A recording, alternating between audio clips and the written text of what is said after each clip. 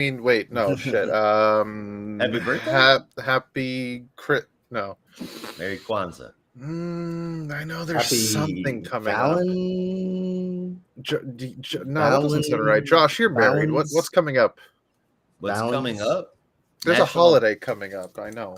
National Pop-Tart Day. That's got to be it. All right. Happy National Pop-Tart Day, everybody, and welcome to the Geek Matrix. My name is Rob, and you've heard their voices. It's Josh and Brandon. Sound off, folks. Hello. Howdy.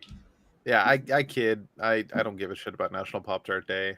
Well, I don't know. I guess a little Pop-Tarts are okay once in a while, but it's Valentine's Day coming up next week.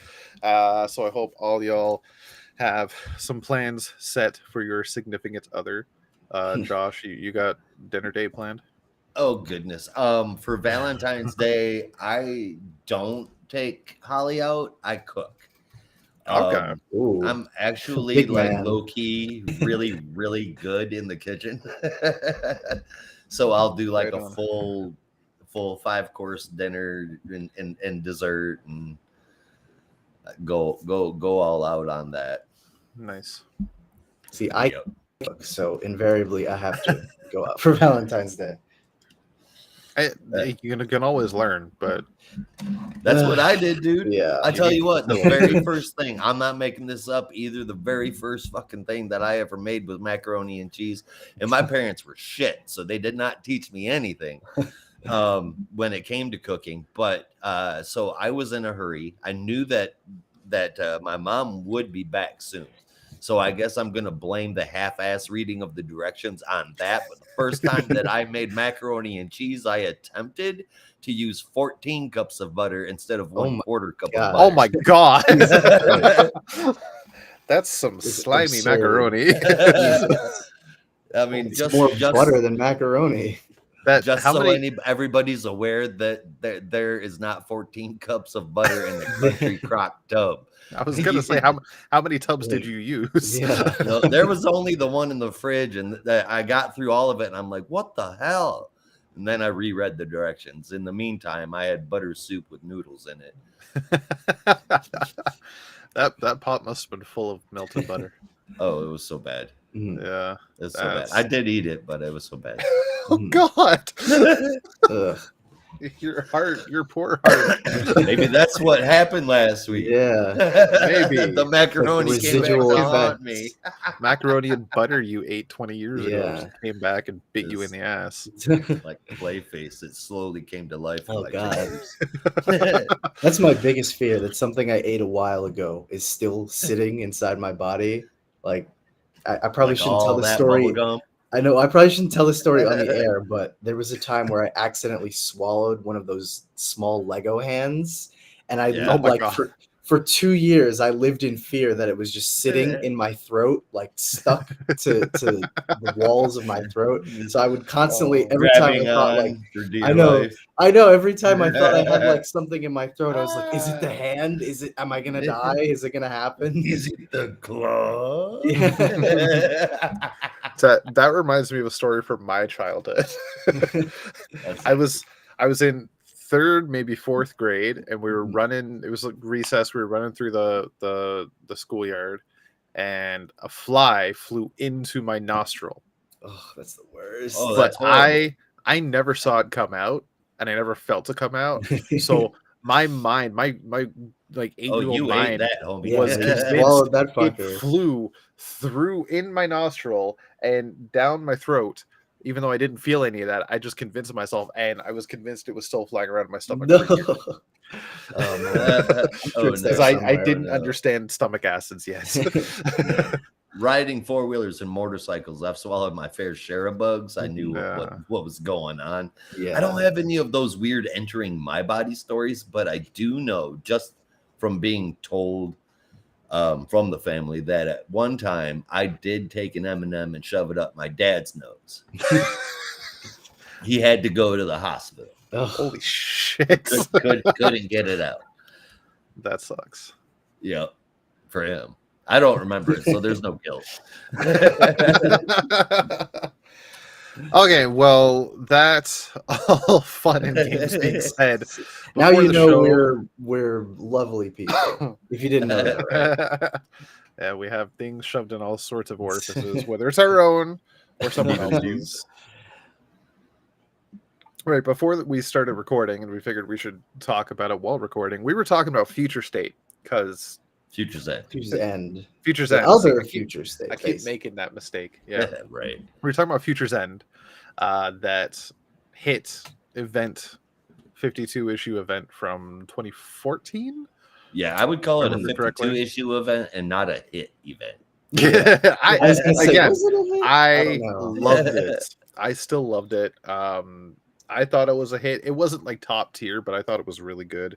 There were a lot of stories in it that were at least decent. I think people just didn't like to see the things that they didn't expect to see. I think it was And just too much going on, which is why I could never finish the story, because right from the jump, it's like you have Chaos. the Firestorm plot, and you have the Terry McGinnis in the past plot, and there's also this subplot about Tim Drake and Green Arrow and all this stuff, and it's like, this is like the first 15 issues. What the fuck? Yeah, It just started. Yeah. I honestly only remember. I remember there being a lot of stuff happening, but I only remember the Terry McGinnis story. But that's what I was invested in, because I love Batman Beyond. If only the series that came out of it was much better. Well, the new one we've got is the new one that we've got definitely is. Yeah, which I can't wait for them to announce the third chapter. Whatever it might be. I'm sure. It's Batman Beyond Neo something, that's for damn sure.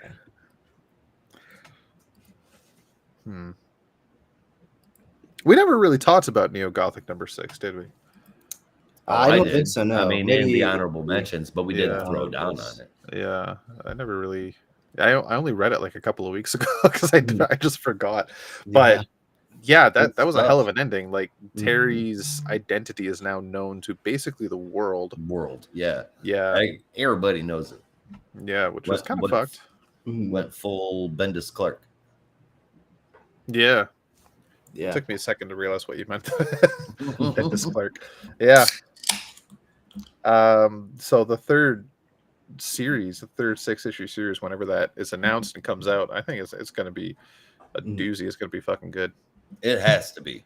Yeah. It has to be. Otherwise, don't do it, because Neo Gothic was just... I mean, that was probably... Matter of fact, I'm just going to say it. That was the best Batman Beyond story I've ever read. I can agree. Though, to be fair, I haven't read every single Batman Beyond comic, but I can definitely agree for the ones I have read. It's the best. It's really good. Yeah. We had some really good comics this entire week. Oh, yeah, we did. You want to give us the ones we're not covering, Josh? Oh, yeah, I can do that. There were a number of them. First, let me get this out of the way. Number one, Thundercats number 1 came out. It was everything I hoped it to be and more. I read it twice. For anybody at all, and I'm begging you guys, please go out there and get this. Get into it. I the way that it's written, obviously, he's a Thundercat fan, 100%, and I cannot wait for issue number 2, because they're doing it so well. Who's writing it? So well. Oh, and now I knew you were going to ask me that. So when you say he's a Thundercat fan, I assumed you meant the writer. I did, and then I forgot who it was that's writing it. So I think it's Declan Shalvey. I haven't read it. It is Declan Shalvey. Yeah, that's right. Yeah, it is. Okay. Thanks, Brandon. Right on. But it's so good. And then leading up to the honorable mentions, my dreamt up Red Hill mini. It's coming. I couldn't remember who the artist was. I couldn't remember who the artist was, but I thought it was Yasmin Putri. It's definitely not. It's Sanford Green and Tony Akins. But guys, I mean, Sanford Green and Yasmin Putri have some similar art styles. If you look up the cover for that Civil is War II, not true. What? look, hold on, because hold on. Look up the cover for Power Man and Iron Fist #7 from Civil War II. I know what that is. I know. And then look up Yasmin Putri's Venomized Gwenpool. I also know what that is, and I don't see it at all. You don't see the same between those two covers? I see. No. I said it's kind of similar. I didn't say they were exactly the same. That's always like, what did you just say? Dude, they are way off still. Like, what? Yasmin Putri has more of like a watercolor flavor to her. That's me being like, the next artist for Avengers I thought was going to be Cliff Chong, but it actually turned out to be Brian Hitch. But if you compare them,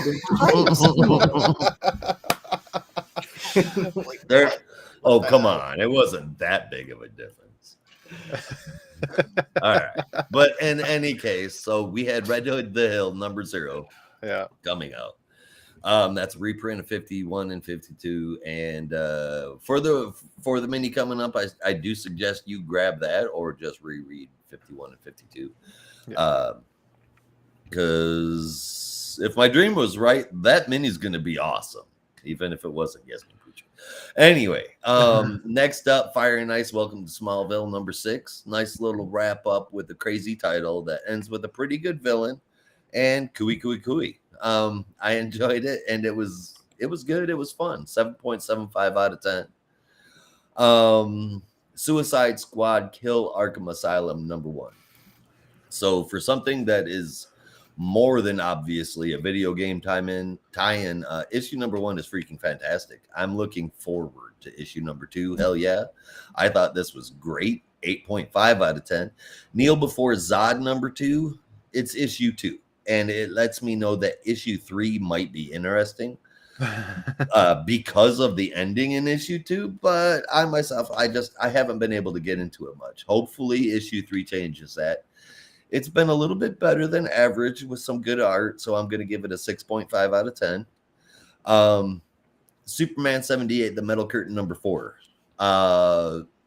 I don't even know how to say this anymore.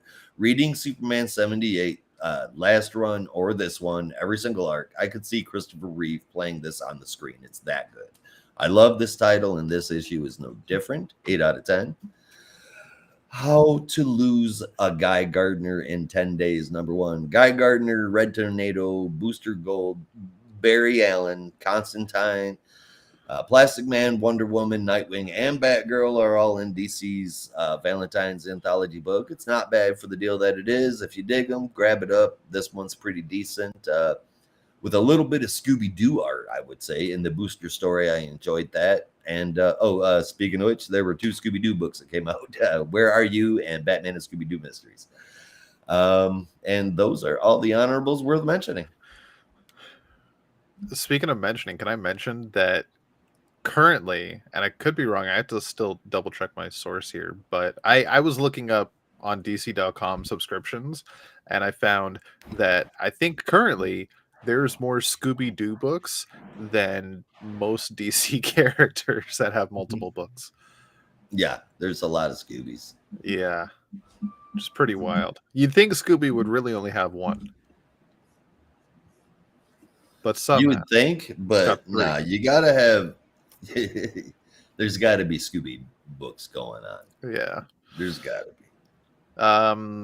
Well, to also bounce off your announcement about Thundercats #1, another #1 that came out this week from another publisher. I know what you're gonna say. Because I mentioned it this morning. Ultimate Black Panther #1. And it was. I've been waiting since Monday. I don't want to say anything because I got it a little early. Yeah. But I read this on Monday night, and I fucking lost it because this book was so good. It's so good. The Ultimate Universe is looking bright. Yes. Josh, I know I've been pushing you to read Fantastic Four, which also came out this week and was also fantastic. But if you haven't checked out the Ultimate Universe, you need to check out this current Ultimate Universe. At the very least, just read Ultimate Spider-Man and Ultimate Black Panther, because they're both just started. It's very easy. There's only one issue of each of those books so far. Mm-hmm. Spider-Man and Black Panther? Yeah, there's only one issue each, and then you're going to have Ultimate X-Men drawn and written by Peach Momoko. And I know how much you love Peach Momoko. Yeah. Mm-hmm. X-Men? So, X-Men, Ultimate X-Men. Starring, the lead character is Armor. All right. I don't know if you know Armor. Yes. And Storm is in Ultimate Black Panther. Well, not by name. Yeah, well, that was a bit of a surprise, but yes, I kind of knew because of the solicits, but like Black Panther. Yeah, I really like what they're doing. Yeah. Yeah. Okay. It was a hell of a twist when she showed up. It was kind of awesome. Momoko on X-Men. Yes. All right. Yeah. I'm gonna check that. It's the whole X-Men, like all the art we've seen, Ultimate X-Men is just it's all watercolor, it's all gorgeous. Yeah, I mean fantastic. She is like really good. I mean, yeah, I'm trying to that really, really good I'll have to do because I can't she's one of my favorites. Yeah, I was gonna say she don't work at DC. No, which is even more surprising. I think you only fell in love with her because of Marvel Snap. Marvel Snap introduced me to. I'm like, yep. I'm like, who in the hell is Peach Momoko? Yeah. It was a Mystique card that I had seen drawn, and I was like, oh my goodness, who is this? So I just went on Google and hardcore dude, big Momoko, Peach Momoko fan. Yeah. So there you go. You got Ultimate X-Men to look forward to. Ultimate Black Panther and Ultimate Spider-Man, both amazing. So Josh, please read them because Brandon and I are in love. All right, I'll have to do that. And I don't remember correctly, but if I do remember correctly, Brandon is like Kirk, was not a huge lover of the Ultimate Universe prior. It had well, actually, I don't know. Ups and downs. It had things that I really liked and had things that I didn't really like. Yeah. I'm of all things, and we seem to have lost Josh just as we're ramping up the conversation because he doesn't want to talk about the Ultimate Universe anymore. But I was, believe it or not, a fan of the original 2 series from Mark Millar and Brian Hitch. I know, shocker. Spider-Man and X-Men, right? Yeah. Well, no, the just the Ultimate series. Like Ultimate. Okay. Yeah, I still actually really like those series, despite the first 2 were really good. Yeah. Ultimates 3 is when it really went off the rails. Ultimates. Well, I figured you would be defending that one because you like Ultimatum, no. But I like Ultimatum, but the fact that it spun out of Ultimates, like it had to spin out of Ultimates 3, and things in Ultimates 3 had to happen for Ultimatum to exist. But the beginning of Ultimates 3 was just ridiculous. Yeah. Why would you have Quicksilver and Scarlet Witch? Let's not talk about that. Let's not do that here. Just for Josh, if you don't know Josh, they were in an incestual relationship. What the fuck? Oh, and then Scarlet Witch got murdered. Jeff Loeb. Jeff. I like Jeff Loeb. Yeah. I like Jeff Loeb too. He just likes to watch. He just likes to. Well, I mean, if you think about it, he likes to write weird shit. In his defense, I think his son had died at that time, so he's in a really depressive. That's not excusing incest. I'm just saying a lot of people have cited I don't understand that, the correlation. I know. It's like a lot of people have pointed out that like there was a huge shift after 2005 when his son died and his stuff got kind of needlessly dark. And it was like that's why you get Ultimatum where everyone dies and everyone is a horrible person and it's just depresso. Fuck everybody. But no, there's some stuff in the Ultimate Universe that I really liked, and despite all the flaws of Ultimatum, it did eventually lead us to the Ultimates run by Jonathan Hickman. So but Divided We Fall and everything post that was somewhat interesting. Yeah. I think the start of the relaunched Ultimate X-Men by Nick Spencer was good, and then Brian. That's when Kitty took over the lead. And they were like stuck in the desert. And I liked that. Yeah. And then Brian Wood took over, and it went to shit. Everything flopped. As soon as the original, because they did like the Ultimate Comics relaunch, and they brought in a bunch of new talent, and all the people that got replaced on the titles just like it went to shit. Like that's what I've noticed. Like Ultimates, Hickman got replaced by Sam Humphries. That went to shit. Ultimate X-Men, Spencer got replaced by Brian Wood. That went to shit. The only one who didn't get replaced was Bendis, and I mean, it stayed pretty consistent for the most part. Yeah, like his Ultimate Spider-Man pretty much throughout was fairly good. Yeah, I would say. Even during the clone arc. That was surprisingly a good arc. My favorite part of the prior Ultimate Universe, and I am curious if they're going to delve into that again going forward, was what happened to the Fantastic Four. Like post Ultimatum, where Reed became the Maker, he became evil. Johnny joined the X-Men.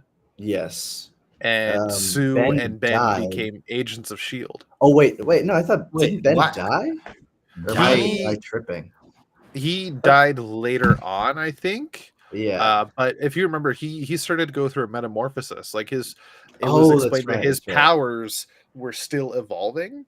And then at one point, his rock started falling off, and he had Wonder Man's powers. Yeah. Because I remember him and Sue were Agents of S.H.I.E.L.D., and they were in a relationship at that point. Because I thought there was some point where Sue had joined like the Ultimates right before the Ultimate line. Yeah. It was like I think that's what happened. Yeah. That's fucking weird.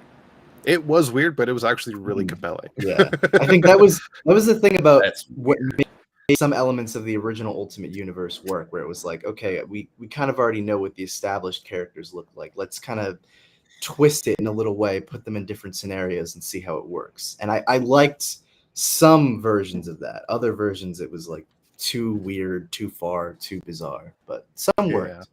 I feel like way back in the day, I read an arc or a book, or maybe it was a what if or something called Whatever Happened to the Fantastic Four. Oh yeah, that's a classic story. Okay, I don't remember where from, but I know it's. Wanted to make sure I wasn't imagining that shit. Shit, what is it even a classic? Hang on, is it? Let me do a quick search here. I know there's the last Fantastic Four story by Stan Lee and John Romita Jr. But that's the current story, Josh. The Four? That's the first arc in the current run. Okay, well then that's where I got it from. All right. Okay. That's what the title of the first trade is called anyway. Yeah. And it's still fucking amazing. Sweet. But so my last thing I'll bring up, one of my favorite parts about Ultimate Comics post Ultimatum is Divided We Fall started with an actual civil war in the United States, that there was rogue elements and rogue states, and they wanted to secede and make their own country, very much the Civil War. And if you remember Marvel Comics Civil War in the 2000s, how did that end? With Captain America getting shot and killed, right? Yes. Well, in Captain America, but not in Civil War. But in Divided We Fall, it ended with Captain America being elected president of the United States and bringing everyone peace. Which I thought was wild. Yeah. Also, his inauguration speech was in front of the Triskelion, and then he finished it by running off to a jet and said, "I'm off to my office, which is America." It was cheesy, but I ate that shit up. You guys ever notice that? Think back to the first Avengers film. Or not first Avengers film. You said Civil War. All right. So at the end of it, where we see Captain America old as dirt. Do you remember that? His what? When Captain America is super old. Oh, okay, yeah. You know who you remember what I'm talking? Sitting on their park bench and everything. Yeah. At the end of Endgame. Look back. Yeah. All right. Doesn't he look like Joe Biden? Oh, I need you guys to go back and look at that. Yeah. I mean, I don't know. You're right. I think that's not a hard look to pull off. You just like need wrinkly looking old white persons with white hair. Slightly receding hairline. Like, Joe Biden does kind of fit the bill. Like when you think of old, like senior citizen, patriotic American male, you picture Joe Biden. Someone like that. Yeah. But Josh, you're not wrong. Like that's he does, doesn't oddly striking. For sure. Yeah. For sure. Oh man, speaking of oddly striking, art by Leonardo Romero. Well, before I jump into that, before you hop into that, you guys are asking me to read 3 comic books, and I'm gonna do it, but I need you two to read 1. Well, if I'm going to do that, then I also need you to read another one, which was not only going to be my recommendation for this week, but also a way to segue into the next book before I was so rudely interrupted.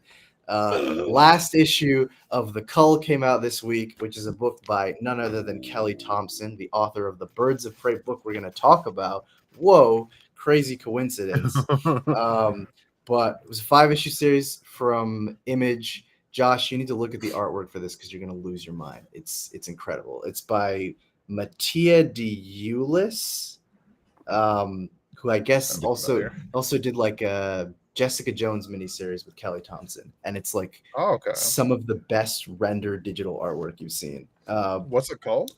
The Cull, but the miniseries just wrapped up this week, so it's finished, so you don't have to worry about waiting for any more issues. But it's like that's even better. One of the best endings I've read in a while, an ending that was so good that it literally made me like rethink the entire series, because I'd kind of been been enjoying it, but I was like, yeah, this is fun, but I don't know, like I need something else. But the ending was like, oh, and it just makes you hungry for more. So firmly recommend The Cull. Firmly recommend Kelly Thompson. GOAT. Am I insane? Does this artwork remind you guys of Paper Girls? A little bit. Are you fucking with me? hey! Now, come on. My memory is a little faulty. I'm just something I'm trying to remember. Like I get where you're coming with this. I think I do, but it's just like I know Cliff Chung. It does not look like that. That's what I'm like. Are you playing? How am I the cause of him bringing Cliff Chung? Are you playing pranks on me? It's very reminiscent of something that I have seen, and I want to say what's in the last few years. Saga. Oh, 100%. It reminds me of fucking Saga. Yes, kind of Fiona Staples. What's kind of Fiona Staples? Yeah. Yep. There we go. Mission solved. Fiona Staples is the missing link between the artist on The Cull and Cliff Chiang. For sure. Yeah. All right. Conversation derailed. And you get back over to Brand. But speaking of, yes, Kelly Thompson and Birds of Prey and great endings, although that's to be determined. I may have already given it away. This is Birds of Prey number 6, written, of course, by Kelly Thompson with art by Leonardo Romero. You already heard Josh say that, so why am I saying it twice? Colors from Jordi Belair and letters from Clayton Cowles. This is part 6 of Megadeth, the ending of this arc. And our issue starts with Sin seemingly freed of the control and capture of Megara, waking up alongside a recently recovered Black Canary as they're both regaining their senses, seemingly after some battle that we didn't get to see.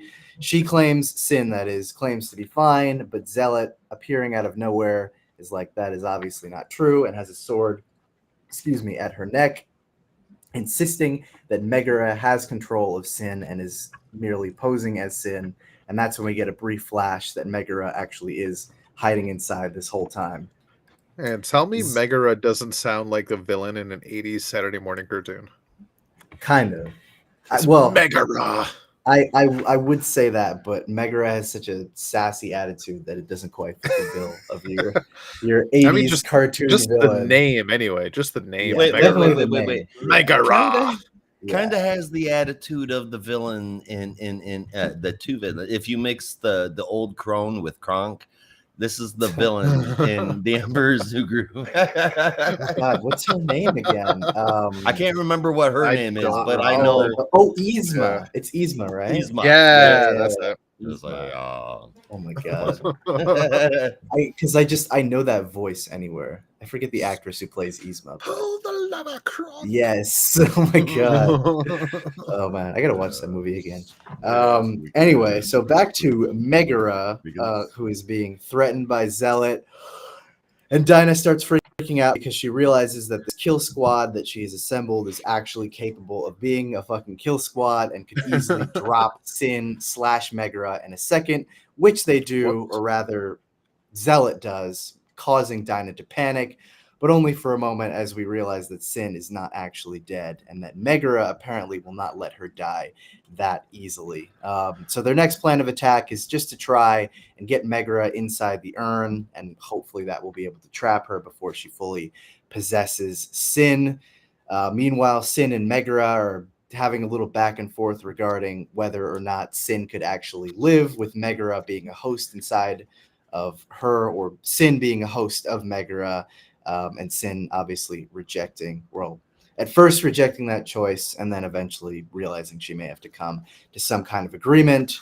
But the birds are able to force open the urn, and it's doing its best to suck in Megara, although it's getting more and more unstable as they're progressively drawing Megara in closer and closer. But eventually they're able to get what appears to be enough of Megara inside, although not without sufficient amount of fight. And Sin is able to survive the encounter, though it's very clear that there is a part of Megara still dwelling within her, as Wonder Woman is able to put the lasso around her and reveal that even though Megara is under the control of Sin, she's still very much a part of Sin, and will remain bonded to her for the foreseeable future. So even though the birds are able to make it back home thanks to Barda's boom tube, and by all accounts the mission seems to be a success as they were able to rescue Sin, Dinah still regards the mission as kind of a failure now that Sin is permanently bonded to Megara. So she goes to the rooftop now that they're back in Gotham City or Star City, wherever this is. And is brooding. Yeah, I think Gotham. But is brooding for a little bit now that she knows Sin has to live with the burden of having Megara inside her, which is, of course, the perfect time for her old friend Barbara Gordon, wearing her Batgirl attire, to show up and give her shit for not inviting her on the mission, which she's clearly very upset about. Shortly after that unfortunate discussion, Meridian arrives and reveals that the reason that Barbara was not allowed to come on the mission after Dinah kind of presses her about it is that the possible future that Meridian went to, Barbara always dies, and it seems to be the case in this mission. So even though they were able to rescue Sin this time and she was possessed by Megara, Barbara did not die in this situation, and it seems to be for the best, even if she's very upset about it. But this gives Dinah an idea to ensure that Barbara will not die in any future missions, because they're friends, obviously. You know, she doesn't want someone she cares about to die. And that's when Cass arrives, having been eavesdropping the whole time. And Dinah reveals that in order to make sure that Barbara does not die and that she can protect the ones that she loves, they're going to have to put together a new team. We already know what that means. Whole new Birds of Prey. New Birds of Prey. Oh shit. Yeah, no, this if the tone of my voice didn't make it clear, this issue was awesome. I think I literally said, like, in our Discord chat, oh yeah, Birds of Prey #6 was the shit, or something like that. But no, I love very this close to that. Something like that. No, I've been having a lot of fun with the series, and I thought this was just a great way to bring it to a satisfying conclusion with perfect setup for the next arc, which, as we've discussed already plenty of times, that I think Kelly Thompson said something like there were going to be new teams throughout the book or something like that. You told us that, or you told me that. Oh yeah, well I think it was Rob who mentioned it originally, and then we just kind of talked about it. It's so good. But now we will start to get an indication, at least in the next issue, for who may be on this next lineup of the Birds of Prey. But as for this lineup, this was great. And I don't know, feel free to kick me for saying this, but okay, I don't know. I'm going to say it. I think this arc might be a classic. I know. Shocker, but like that is surprising. I seriously like. There's a lot of stuff to dissect about this, and it'll be a while before I can fully go back to it with fresh eyes and go through it again. But coming away from this one, I was like, there's something really special about this book, and I think if it is able to stick around for a while, this first arc is going to be something really significant for DC fans in the future. Might even be one of those arcs that people are talking about when they talk about their favorite Birds of Prey stuff. So I don't know. Maybe I'm just talking out of my ass. Who knows? But I thought this was a great ending, and I thought this is a clear indication that this book is something different. So I gave it a 9 out of 10. I really loved it. Man, Brandon, you say you think it might be an instant classic, basically, and I didn't put those words together, but I think you might be right. You can't put monster dwelling. Sometimes you read something and you just kind of know. Like, there's something about this book that's special. I can feel it. There is, and more than not being able to put the monster dwelling inside of your surrogate adopted sister back in the jar. It happens. It happens. Since sticking around, we've got no idea what Madara can do. So I'm certain we'll be seeing more of her, probably in a big way, whatever that story might be. Could be the next one. Sin could very well be on the team because she's going to be sticking around. And we've got a Cable situation going on here, time traveling to murder somebody in the past. Or was that Bishop? Anyway. You got two X-Men characters for that. Yeah. Good deal. So both of them are right. I like Basically, that. Yeah. Will Cass and Dinah bring her in on this? Will they bring in Sin? Will they bring in Barbara? I doubt it, but I'm dying to know what the next team is going to look like. Who's going to be on it? Does a new team mean a new artist? Are we going to see different changes like that? I got loads of questions, but those are all questions going forward. As far as the issue goes, the entire arc, I feel like it was really good. It was pretty big story for the Birds of Prey, and I had a hell of a time reading it. It was fun, nice to look at, and all the characters were written really well. You kind of can't ask more in a comic book when you're getting a good story, and I really like the wrap up on top of all of that. And while we're all fans of the Birds of Prey, whatever that team looks like when it comes together, this was just done fantastic in every single issue. It was a whole solid arc. There were no filler issues. Every single character, even as wildly different as they are, was just done so well. Brandon, especially really, yes. And Barda was done phenomenally. I figured you and I would really like click with that one, being the Wildcats nerds that we are. Yep. But Zealot was probably my favorite, and Zealot and Dinah. 100%. All of it was just so good, and I gave it a 9.25 out of 10. Oh wow! Yeah, no, this was great. This was really great.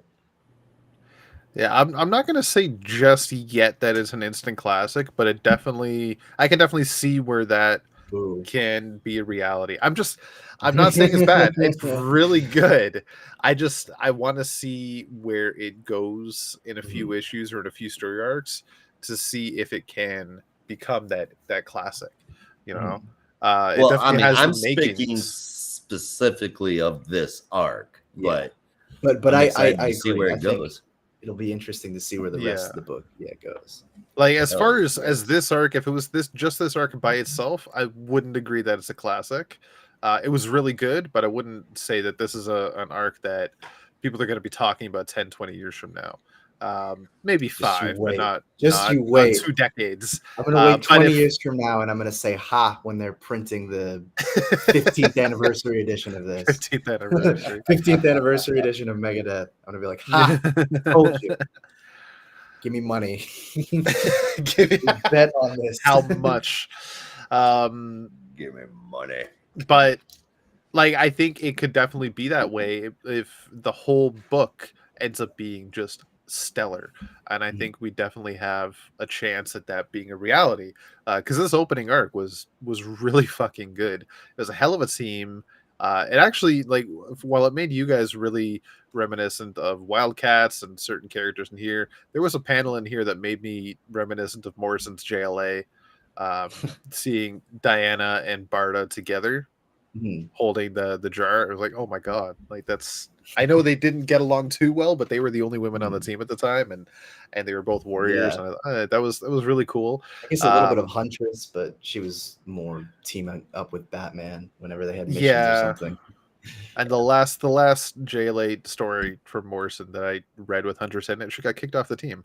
So I don't even really count her to a certain degree. She pitched in during DC 1 million, so you know what? She did something. It was her idea that saved the day. That's fair. Yeah, I don't think I didn't even read JLA during 1 million. I only read like certain issues. Yeah, well, it's just the DC 1 million miniseries. Yeah. Hold on a second. I didn't read the only one. I read every 1 million issue. You might be the only one. At least the only one here. Definitely not every time. There's somewhere I was like, I don't give a fuck. Or it was like I skimmed like the wiki for the miniseries, but I read like certain issues of tie-ins. Yeah. Well, I'm sure you read the Green Lantern 1 million issue. We can cross that off the list. Twice. Yeah. As I once, suspected. and then a second time because I forgot I read it. Yeah.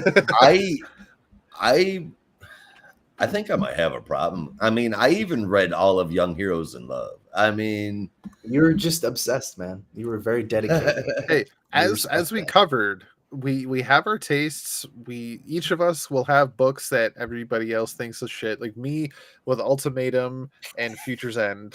All right, yeah. I will defend those books.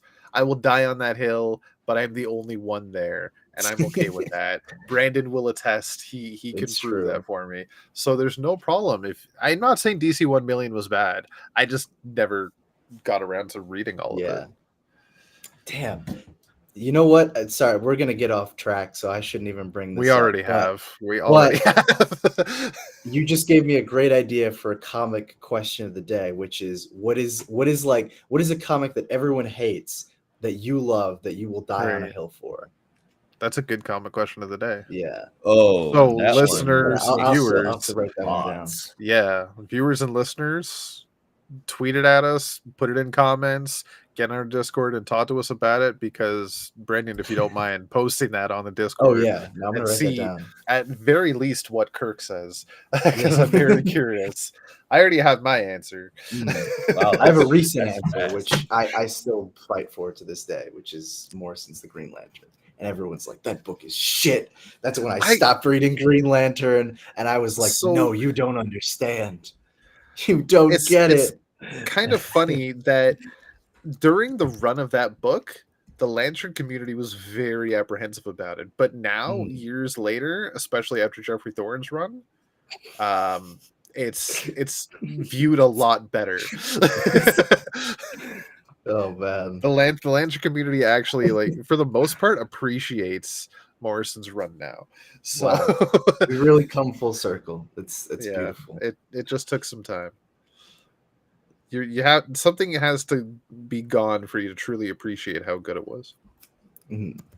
Right. So, Birds of Prey, though. Yeah, honestly, really good opening arc. Art was fantastic. It did get me hooked, and I can't wait to see what happens next. And I do happen to know a spoiler about a certain member that will join the team in a future issue. Ooh. I have not looked at the solicits for this series, so even I don't know. That's exactly where I found it. Do you want to know? No. Okay, I won't tell you. I can't be certain, but I think mine might be Deceased Unkillables #3.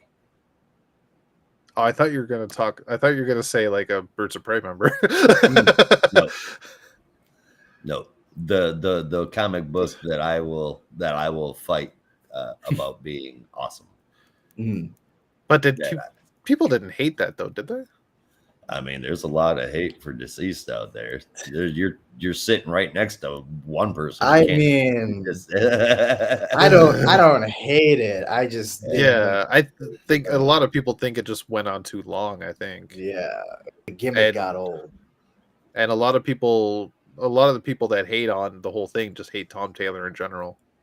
I hate Tom Taylor because he killed my dog. That's why. but Crypto no, that was Tom King. He came all the way from Australia to murder my dog, and then he left me a note that said, "This is for what you said about Superman, son of El, you fucking asshole." And then I never saw him again. I thought you were gonna say he killed your dog and then left you a note that said dinner's in the fridge. Oh my god! That's too far. Damn! If he killed my dog, I don't even want to know what's in the fridge. Okay, I'm not even gonna look. I'll let the police sort it out. Poor Kyle. Yeah. Did I tell you guys? I found out a couple of weeks ago that the page we got is actually the PG version. Oh. Of Alex in the fridge. Initially, release the Banks cut. The page explicit version. The initial page was the fridge door completely open and she was like cut up and dismembered. Yeah. But that's why like now the fridge door is just closed over a little bit, and that's why you only see a foot. And it just makes you believe that she was just stuffed in there. Yeah. But like it's so much worse. maybe that would have been a little too extreme. Especially for the 90s, or even for the 90s. I mean to say, it was a little early yet, but if Jeff Loeb was writing it, would have happened for sure. Oh yeah. If Jeff Loeb was writing it, Major Force probably would have eaten Alexandra. It would have been horrifying, and you would have had to watch it. You would have had to read it. And he would have said, "Would have been choking their brother." You know it's true. There's two sides to Jeff Loeb. There's Ultimatum and there's Incredible Hulk. So there's no in between. Halloween. Yeah. You have Blah beating the Wasp, or you have Red Hulk making jokes. Like there's no in between. No. Then there's the Long Halloween, which I guess is like a mix between the two, but not so quite there's one in between. There's one. Not quite as graphic as Ultimatum, thank God. Yeah. No. Speaking of the Long Halloween, we should probably move along with the show. Yes. So no more. Yeah, my score 9 out of 10. Sorry. All right. I will stop derailing shit. No promises. But like the star of the Long Halloween, we're going to talk about Batman number 142, written by Chip Zdarsky, pencils by Giuseppe Camuncoli and Andrea Sorrentino. Can I get a hell yeah? Hell yeah. Stefano Nisi and Sorrentino again on inks. Another hell yeah, please. Hell yeah. Alejandro Sanchez and Dave Stewart on colors, lettering from Clayton Coles, and the cover came by way of Camuncoli, Nisi, and Tomu More. So this is the Joker year 1. I believe it's part 1 of 3. And that's exactly what we have here. It's Ace Chemicals, it's Red Hood. We even get acknowledgement of the 3 Jokers, definitely. So I really think that's going to be good when we get back to it. It does a couple of things, this issue does. I'm not going to go into a lot of detail because I really think anybody that is a Batman or a Joker fan should really read this book to see if you like it. I'm telling you. But anyway, it starts out with Batman, and I'm assuming that it's current crazy Zer Batman. Has the Joker and is doing an autopsy on him. Pulls a capsule made out of Red Hood masks, 2 of them the size of a pill. Then it's a trip through the Joker's mind. There's a lot of competition in there. He has to stop himself from laughing and making jokes at literally everything, and he has to do it all of the time. He's fearless and a coward. He doesn't feel pain, but he's tired of being hurt and is deathly scared of being hurt by Batman. And it's the whole world going on around the Joker while all of this is happening. And it ends with one hell of a what comes next. This isn't just a little different. This is, at least I think, easy to, it's like an easy to digest form of going through the Joker's mind. And I like the way that they did it. Especially with the back and forth from Sorrentino's art and then Kevin Coley and Nisi's team. I'm really impressed with this. And I would even say that at least in this issue, a person could pick it up and read it without having to be invested in the current run. That's a huge plus. If they can get a person into a current writer, let's get some of those returning comic fans, right? I mean, if you can't tell already, I love this title right now, and this issue is nearly perfect. Literally, I gave it a 9.5 out of 10. I mean, just more to that credit, it has already completely sold out and is due for a second release. Yeah. This issue. Yeah. It's insanely good. That's the power of the Joker. That's the power of Andrea Sorrentino. Yeah. I wish that was true, but yeah. I wish it was just that. Yeah, not just Joker. You know, casual fans will see, a Joker story year one, and they'll pick it up. Well, they won't care about the creative team. They'll see Joker. But they'll see I the liked art the and movie in they'll lose 2019. their mind. Now, look, anybody that is a Joker fan is going to be a Sorrentino fan because of the work that they've done previously on Joker. It's just, oh my God, I love the Joker drawn that way so much. Yeah. And I would love to see a Killer Croc story. What was that? There's so many Sorrentino characters I would love to see. What was the black label? Was it Smile Killer? Yes, or Smile Smile, something like that. Killer Smile. No, Killer Smile. Yeah. I think it was Killer Smile. Yeah. Yep. But so good. I loved it, and I love it here. Yeah, 100%. 9.5 out of 10. Right on. Story. The only flack I can give this issue is what I can only assume were time jumps, and they don't really tell you. Like, I'm not looking for a year, just like tell me where the jumps are, because it's really jarring to be reading something and then there's something else happening altogether. You just don't know where the fuck you are. Obviously there was stuff with the past, but then there was stuff that may or may not have been in the future with Batman and what ended up with the world is all Joker, and it was confusing to really piece together what the hell was really going on. Now, for me, I think that the first page with the autopsy and all of that, I think that was present day, and the rest of it, I believe, was in the past, including the whole world being ran over by Jokers. The only thing that I think it's, and the one thing that makes me think that you might be right, and perhaps I'm completely off here, or maybe Zdarsky is mashing together a bit of a timeline, but he talks about Duke being out there and being infected. Exactly. Yeah, that's what really got me on it's from the future, because it's certainly not in the past. Yeah. At least not the past of year one, anyway. As a Joker story, future state, future Joker. Oh God! Didn't they do a Future State Joker? I think. Yeah. I was not reading Future State Gotham at that point. Oh man, I got magistrate fatigue. Really weird. So bad. Yeah. I read everything. Oh shit! I never want to hear that word magistrate ever again. All I remember is Rob said there was some point in the story where they jumped the shark, and that told me everything I needed to know. So I did not. The whole fucking thing. I don't even remember what that was. Yeah. The whole thing was one giant shark jump. It really was. It really was. Some of them had fantastic art, though, man. And a couple of them were good stories. But really, I mean, it was a gigantic shark jump. And let's be honest, folks, that shark, it was not very big. No, it was not. All right, so as far as Joker stories go, it was really good. Art, really good. Keeping up with overall continuity, fucking amazing. Not only does he link it to 0 year, but also year 1 and also 3 Jokers.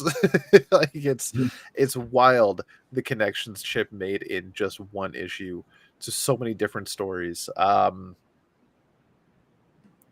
And some of the art was better than the rest of the issue. Like I'm thinking of like the art throughout was amazing, but that one panel where they had Joker strapped to the machine. Oh God! And the Jesus on the cross style, that panel was fantastic. I mean, Sorrentino's stuff is usually great, but that was like, I think it maybe it was the coloring or something, but it really looked like it leveled up for a second there. It did, yeah, it really popped. Fucking AJ Styles looked at it and went, "Now that's phenomenal." Wow. He looked at Joker's arm and said, "Hey, that's a phenomenal forearm." Yes.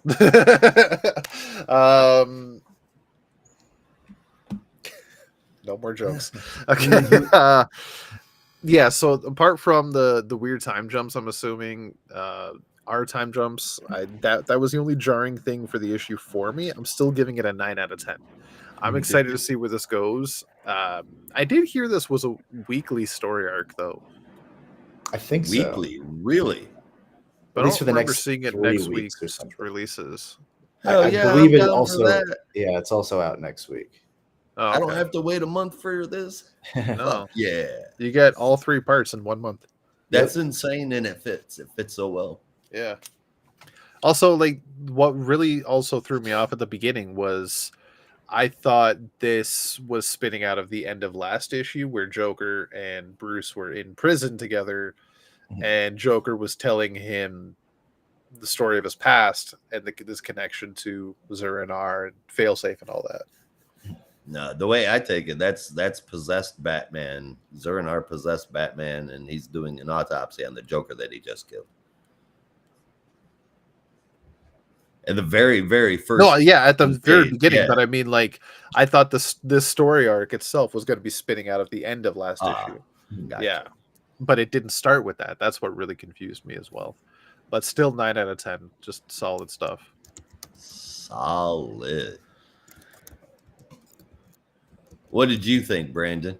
Yeah, I don't know. I don't really have all that much to add outside of everything that's already been said. I mean, you don't need me to sing the praises of Andrea Sorrentino more than I already have. Anyone who's read Gideon Falls and Green Arrow knows this dude is shit. And he's really like showing off here, like maybe a little too much, almost to the point where it's like I'm not a huge fan of Giuseppe Camuncoli. I think his stuff has been getting better lately, but generally it's never for me.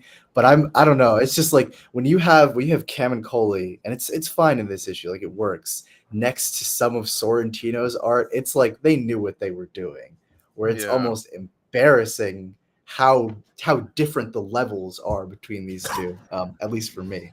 So it's almost like you didn't have to go that hard. You could have phoned it in a little bit. But no, aside from that, like I'm definitely interested, and I see where the confusion might be in terms of timelines and everything. Is this in the future? Is this some kind of weird alternate past? It has to be some kind of future because this is clearly an older Bruce, but it's just not clear. But it's interesting at least, and it's sufficiently mysterious where I'm not put off. I'm interested to see what happens next. So yeah, no, I gave this an 8.5 out of 10. I'm definitely invested to see where part 2 is going to go.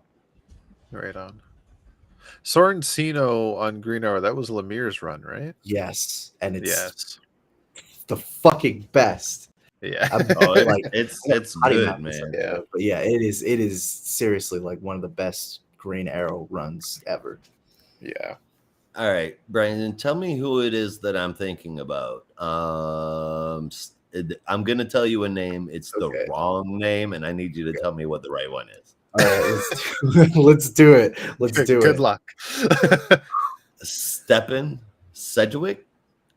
Stefan Sayek. Sayek, yeah. Sayek. Yes. I want to see. I don't actually know. I'm not sure. I But you know always what? say Stepan. Yeah. So you know who I'm talking about. Yes. Then. Yeah. I need to see a draw off between them, Andrea Sorrentino, and Liam Sharp. I just like. Ooh, Oh damn! cool. Damn! I might need to automatically be see- going for Liam Sharp, but I need to see. Well, I don't know. That's a your really tough highest. one. Well, I feel like to answer your question, it has to be a specific thing. Like it can't just be draw anything. Like each of them has to be told to, I don't know, draw like, I don't know, like draw Green Lantern fighting an alien or something. That's the only thing I can think of right now. And each of them has to come up with a different way to do it. Green Lantern fighting a dragon. I think Liam Sharp already did that. Oh yeah, in the Green Lantern issue where he's on like Athmore or whatever it's called. Yeah, Athmore was amazing. Yes. I was. Well then, you know what I want to see them do? I want to see them have Arthur and Jackson fighting the Trench in Zebel. So it'll be bright and shiny and horror at the same time. I would love to see Sorrentino draw Aquaman. Oh God, yes. Any of those three. That would look like. Anybody, please. Oh man, I don't know if you ever read. Well, I think we covered it, but do you remember the Aquaman Andromeda book from Ron V and Christian Ward? Yeah. I like Christian Ward on the book. Don't get me wrong. That worked very well. But now all I can think about is like if they'd gotten Sorrentino to do that book and really leaned so much better. That would have been so good. Oh, that would have been fantastic. So I haven't or Liam Sharp either. They're all just beautiful artists, man. I have a not necessarily a counter, but I'll say a counter to your draw off roster. My preferred draw off roster to see who could draw the best image between Mike Deodato Jr., Frank Miller, and John Romita Jr. What are you trying to do to me? Who said me? I just want to see who would draw the best. This dude's just like, what are the three worst artists I could say without saying Riley Rossman? Yeah, I was really waiting for that. The sad part is I thought of Frank Miller and JR, and I was trying to think of a third one, and the first one that popped in my mind was Riley Rosmo, but that's just going to put Josh off. Yeah. He's just going to go on a tirade. Well, you would still want it. I can't. No. Riley would win anyway. Don't worry. It's true. I dislike Frank Miller's art almost as much as I dislike Riley Rosmo's for different reasons. But yeah, I dislike Frank Miller's art for so much. So much. Yeah. It's okay to have bad tastes. You won't be whatever. Yeah. Bad art. And then like he came up with a semi-cool idea, put a horrible Robin in it, and then took way too much acid and finished the series. Riley Rosmo? No, Frank Miller. I know what you're trying to say about The Dark Knight Returns, but you're crazy. Oh my God. And then what, The Golden Child? We don't talk about the third one. Yeah, those don't talk about DK3. Don't talk about those. Look, Dark Knight Returns can be the most mediocre Batman story ever, but Carrie Kelly was definitely the best Robin. And a lie. He left. You made him so mad.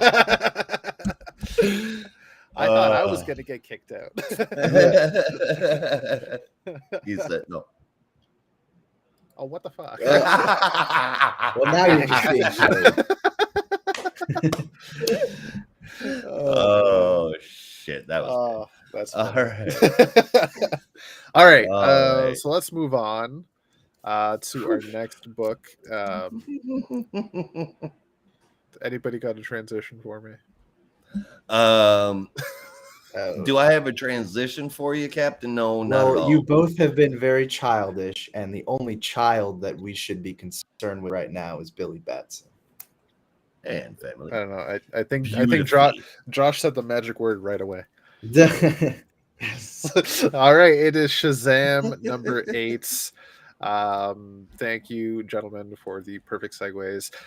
So we are here, Shazam number 8. This is written by Mark Waid and Goran Suzuka. Sorry if I mispronounced that. Colors from Ivy Svorcina. You really just got screwed with the credits this week.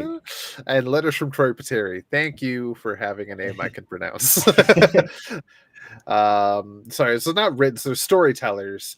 Mark Waid and Goran Suzuka. I imagine Goran Suzuka is the artist, but obviously helped with the story beats. Main cover by Dan Mora. Many people would say it's only half a story without the art. Exactly. Yeah. And there is definitely some storytelling in a lot of this art as well, with just facial expressions alone. So it definitely lends credence to that idea.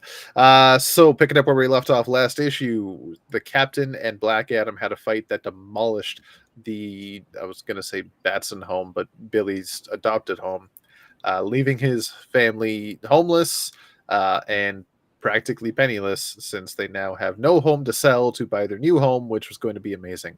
And despite this issue being called The Captain versus Black Adam Part 2, they don't really do much more fighting beyond the first couple of pages, where they yell at each other a little bit about whose fault this is. And as Black Adam realizes it's actually Billy's house, he flies away and says, my state is none of your concern. We will speak no more of this. Bye, asshole. Then Billy turns to the dinosaurs, says, no one cares about your paperwork. You can fuck off. He yells it pretty much right in their face. And this is when Mr. Dinosaur pokes his head out of the Rock of Eternity when he sees a doorway appear, but realizes this is actually the doorway that's supposed to go back to the Batson home, into Billy's closet, but there's no house there, and all he's doing now. Hell did the closet go? Yeah. Now all he can do is watch his dinosaur compatriots talk to Billy and Tawny Tiger. Can I just say the panel of Mr. Dinosaur peeking out of the Rock of Eternity window, looking down on the two dinosaur auditors with their pathetically small pistols facing it at the Captain is like the perfect out of context panel. And if you send that to someone without telling them at all what this issue is about, it would be perfect to see their reaction.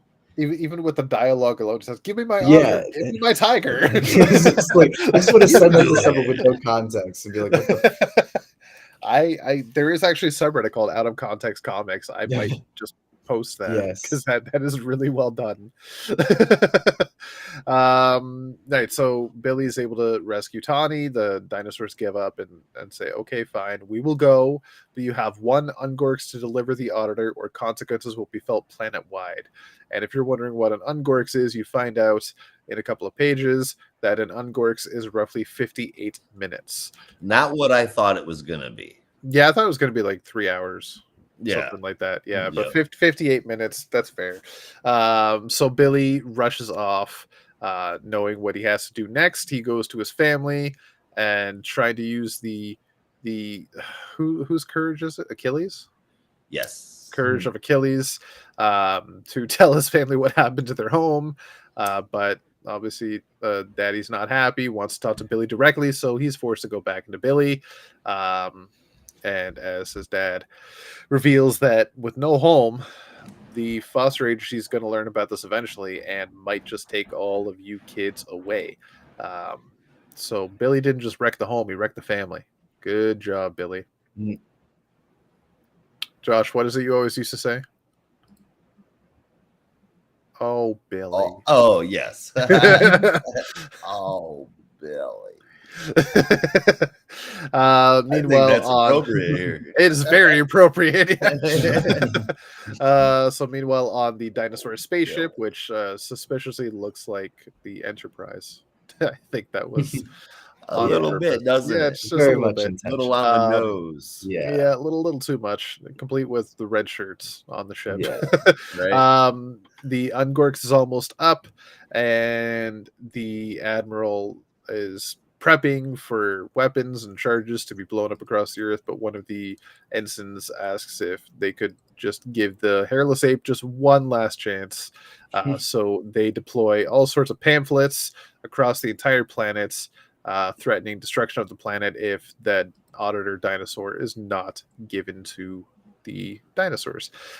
So Billy decides he can't let this happen. He's got to figure this out. So he reverts back to the captain, asks Darla for her help, despite the fact that she doesn't want to, says, look, it's a matter of life and death. The whole world needs your help, please. So he grabs Auditor Dinosaur and Darla, heads to the spaceship, and says, you can have your sister wants to ask you some questions.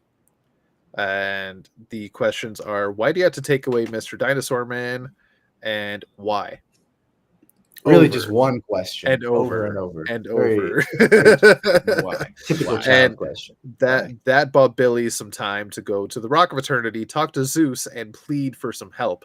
But Zeus, still pissed off about what happened in the first arc, refuses to assist. But this is when Black Adam arrives, and quite surprisingly, I might add, and uses his own kind of pull as a godlike being, at least as he believes himself to be, to also plead with Zeus. Kind of shames him. Yeah, you're a god and you're just gonna let people like ignore you? No. So squabbles. Exactly. So Black Adam begins to talk some sense into Zeus, but as they continue to have their conversation, Billy says he has to go away to save his sister. So he heads back to the ship as the auditors, not the dinosaur general, is just done with everything. Literally is done with life. He asks one of his crewmen to kill him. He's just too many fucking wise. He's dead. Yeah, he's right? Dead inside. Yep. He's the inexperienced uncle. Yeah. Oh, God. I fucked up. I signed up for this. I didn't know what I was getting into. You gotta find a way to get around the wise. Good luck. Yeah, it's not easy. I've done it too many fucking times. Right, so Billy arrives as the captain and takes Darla and now Mr. Dinosaur away, as the general's just like, fuck it, we'll fill out any form we have to do, just get us the hell out of here. So he heads back to the remainder of his home and finds that the home is back. It is standing. Zeus was able to actually help out thanks to Black Adam. And not only that, made the house ever so slightly bigger, and also took away the memories of all the neighbors, so nobody realizes that there was ever a destruction in the first place. Now we have two epilogues. Part one, the Royal Palace of Kahndaq. Billy visits Black Adam, thanks him for his help, and says, I owe you one. And as Adam says, there is no debts, simply as responsibility. I helped out. But if you strike me again, it will be the last time. And that's when Billy flies off. And then in the second epilogue, Tawny is cooking dinner for the family as they're pleading for it, and getting a little rowdy, as Tawny is looking for a seasoning to put in the food he's making, but he can't find it. So he decides to just head off and give the children their food anyway, as we see three eyes in the cupboard looking out, and they're all sideways. Next, the Creeper. And if that's like the Creeper or they're talking about the thing in the cupboard, I don't know. I'm hoping both, to be honest with you. Yeah, you can't have something in the comics called the Creeper and not have it be the Creeper. If that ends up being what happens, it gets an automatic 2. I didn't know you were such a big fan of the Creeper. Yeah. It's Tom Taylor's fault. That's why DC Unkillables number 3 is my because Jack Ryder's in it. Because Jack Ryder dies in it after Tom Taylor wrote him so fucking good he made me fall in love with the Creeper. That's how you fell in love with the Creeper? Wow. Yeah. Yep. And then he killed him. I mean, to be fair, Tom Taylor did write Jack Ryder so fucking well. I guess the Creeper. He wasn't Jack Ryder. He was the Creeper. Yeah, but so goddamn good. You will never have a Creeper like that again. Just be warned. I'm a tree lobster for life. Right on. All right, so for this issue, I quite enjoyed it. The story arc wrapped up quite neatly, and you get teases for the next story arcs. A nice little 2-issue adventure with Black Adam. Can't complain. It's not a 6-issue banger, so I'm okay with that. I don't mind that. Sometimes I prefer. At this point. Yeah, exactly. Sometimes I prefer smaller issue story arcs. I don't need or necessarily even care about 6-issue like story arcs. They're just too long sometimes. Like a 2-issue arc is perfect for me. I love that. So this really went well with me. I really enjoyed it. The art was awesome. The story was fun. Darla was fantastic. So many out of context panels that will just have non-readers go, what the fuck is this book? 8.75 out of 10. Solid issue. Yeah, no, I gave this 8.5, much for the same reasons as you. It's just fun 2-issue arc, not taking itself too seriously, has a nice, I guess, moment of maturity for Billy in that he is able to find a solution and use his influence as the captain to eventually get away to get the house back and also annoy the shit out of some dinosaurs. I don't know. How can you not love that? So it's a good issue. Yeah. Any book that fleshes out the cosmic world of DC, even so slightly, I like it. Mm. So you were a fan of Justice League Odyssey then? I'm working towards it. It remains to be seen if anything that happened in Justice League Odyssey actually meant anything. Yeah. Or actually sticks around. Yeah. Including all of those planets that came back in No Justice. They kind of just disappeared. Feels like the only thing that stuck around from Justice League Odyssey was Joshua Williamson. Oh boy.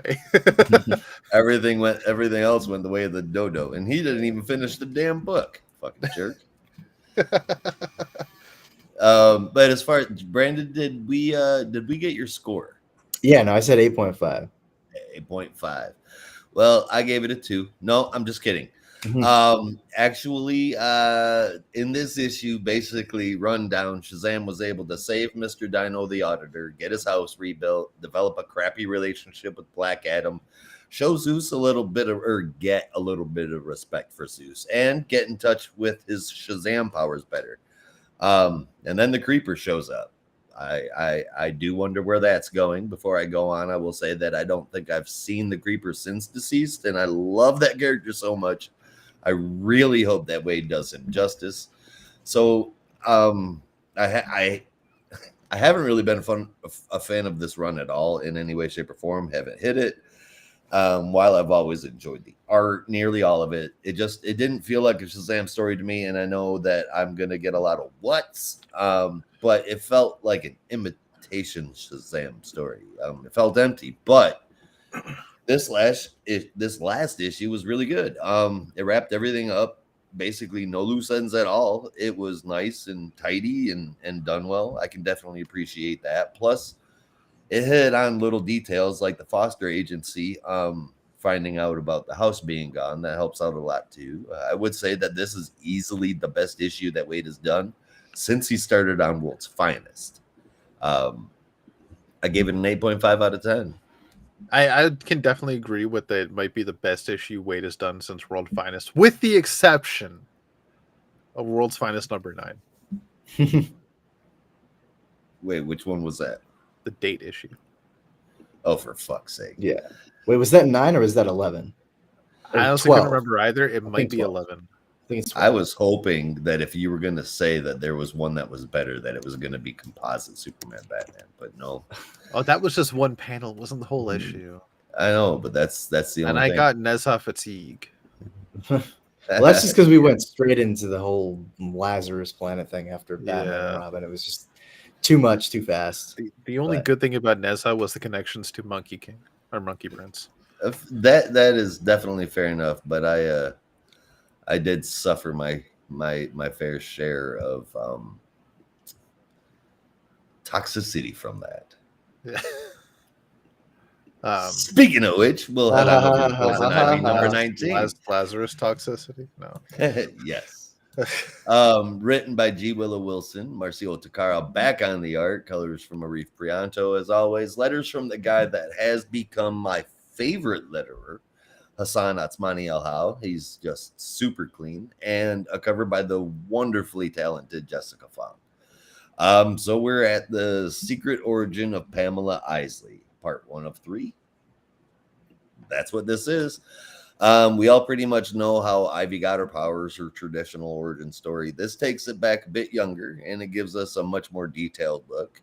It's Pam in college as an undergraduate in the same class as Alec Holland, Swamp Thing, by the way, and her teacher is, of course, Jason Woodrue. He likes her, she likes him. I wonder where this is going. So his goal is basically the class he's teaching is, you guessed it, pretty much making chimeras, mixing animals with other stuff, his end goal being plants. But of course, he can't get the approval. It does a really, really good job of painting a picture of the kind of manipulative prick Woodrow was. He separated Pamela from the rest of the class, from her friends, made her his special student, started hooking up. We all know what that means. Right. Then brings her into his secret lab that he's funding with money that he stole from the university, and then sends her out to do illegal shit that he's not risking, just her going out stealing shit. Again, manipulative prick. Illegal, like robbing the university's lab, where of course a guard sees her. She starts running while she's thinking about how this could kind of be her thing. And then the issue's over with. I think it was fantastic. I think Wilson did such an amazing job in doing exactly what she set out to do. Takara made it all look amazing. The art nearly told nearly as much of the story as the writing did. It was all done so good. When I say Wilson setting out to do accomplishing what she set out to do, I mean she did. She wanted to show, somebody. What's the right word there? I guess just being taken advantage of. I don't want to say mind control, but definitely manipulated. Definitely manipulated. Yeah, I said it twice. Why didn't I think of it the third time? All right.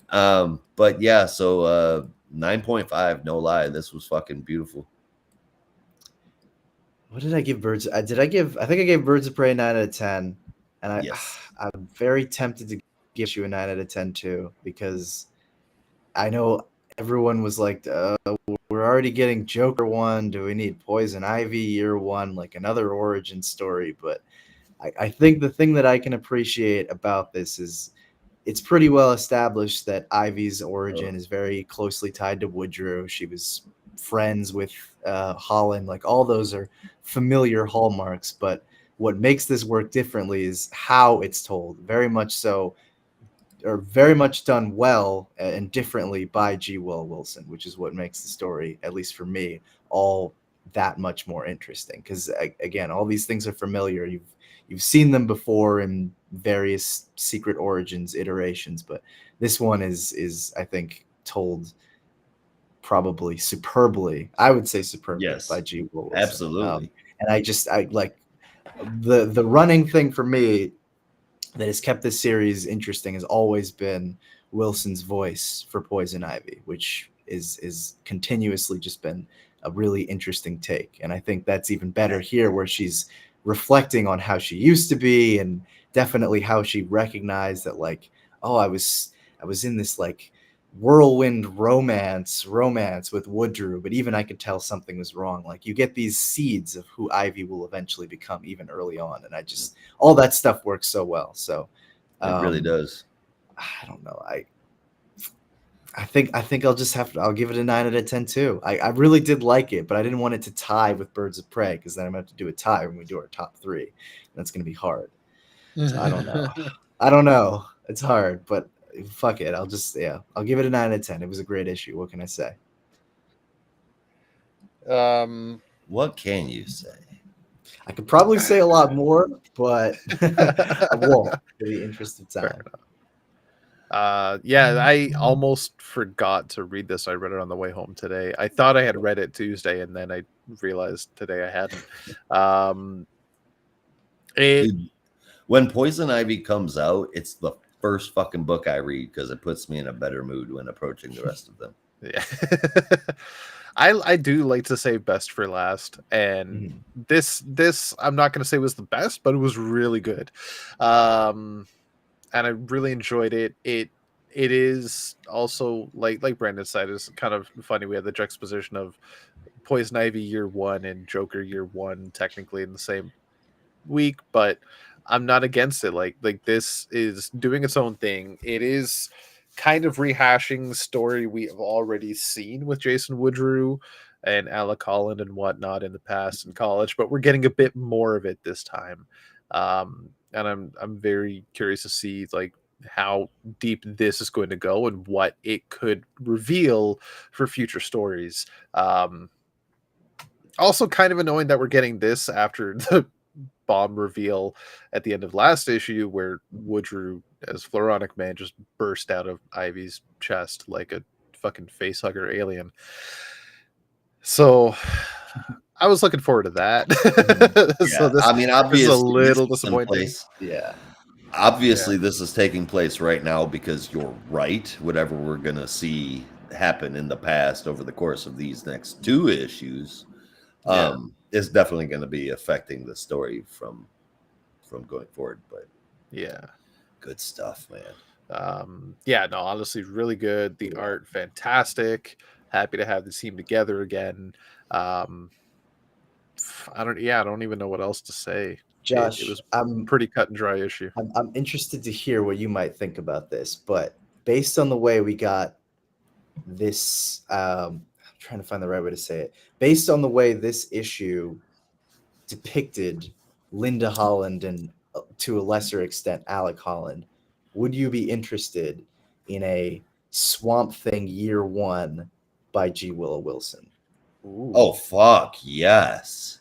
Let's go. Oh my god. Because I was thinking about that the whole time. I was like, she clearly has this interest in Linda. And I'm like, shit, man. If you were to let her do like a Swamp Thing mini or something, I'd love to see like an exploration of the Holland relationship before and leading up to and eventually after Alec becomes the Swamp Thing. Yeah. Done by G. Willow. If you would have asked me to pick somebody that's a current talent at DC to write a fucking Swamp Thing year 1, I mean, I wouldn't have even taken a breath. I would have said ground feet. But G. Willow Wilson is fucking perfect. I want to see that. I mean, like literally perfect. Yeah. That's a perfect pick for a year 1 Swamp Thing. All right, knock on wood. We put it out there. Now we just wait for DC to do it. Is it just a coincidence that the best book featuring every plant-based character in DC is written by somebody whose name is Willow?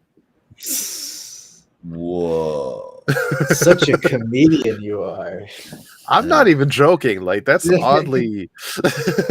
like, I'm thinking there's something there. She's a plant? I don't know. We still don't know what G stands for. Glorious. We decided that. I mean, that's what we decided. What does it really stand for? Doesn't matter. Glorious Willow Wilson. Glorious Willow Wilson. Yeah. As for this issue, though, I will give it an 8.5 out of 10. 8.5. You rascally dog, you. Nice. How dare I? All right, so with that, we have finished our books for the week. This concludes our weekly conversations. Now, moving on to... I won't sound like a robot anymore. Top 3 and favorite moment if you had one. Oh, boy. Mine was hard. Mine was hard as hell. Yeah, but because I'm still finalizing mine. Because I don't do ties, Birds of Prey came in at a 9.25. Okay, cool. That gets number 3.